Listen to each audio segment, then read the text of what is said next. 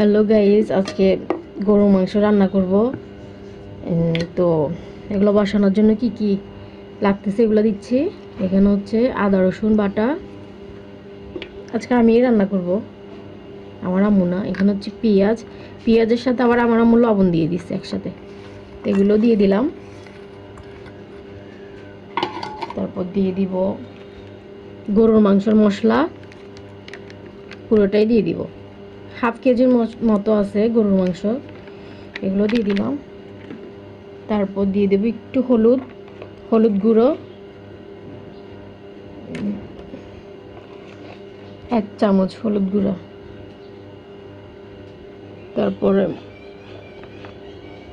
তারপরে এই যে 4টা রসুন দিয়ে দিব। গরুর মাংসের সাথে মুরগির মাংসের সাথে গোটা রসুন দিলে মজা লাগে। তারপর দিয়ে দিব পরিমাণ মতো লবণ, তেল।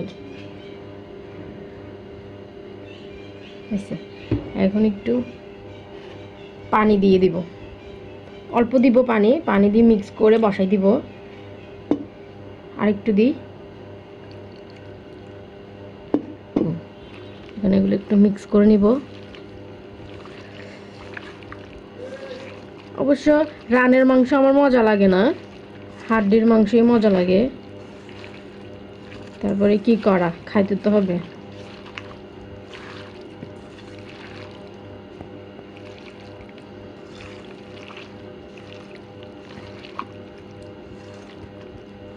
একটু হয়েছে, হয়ে গেছে। এখন হাতটা ধুয়ে বসাই দিব। আচ্ছা, আজকে ওই মাটির চুলায় রান্না করব, তা আপনারা দেখতে থাকুন। এই যে আমরা লাকড়ির চুলায় বসাই দিলাম, মাটির চুলায় গরুর মাংস।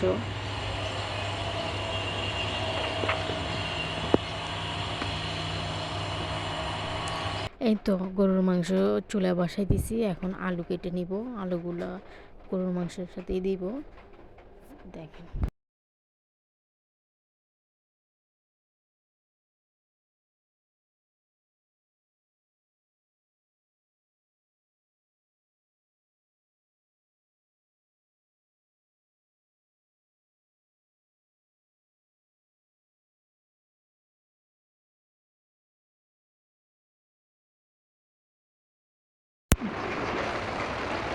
এই যে গরুর মাংস হয়ে গেছে অলরেডি। এখন আলু দিয়ে দিব।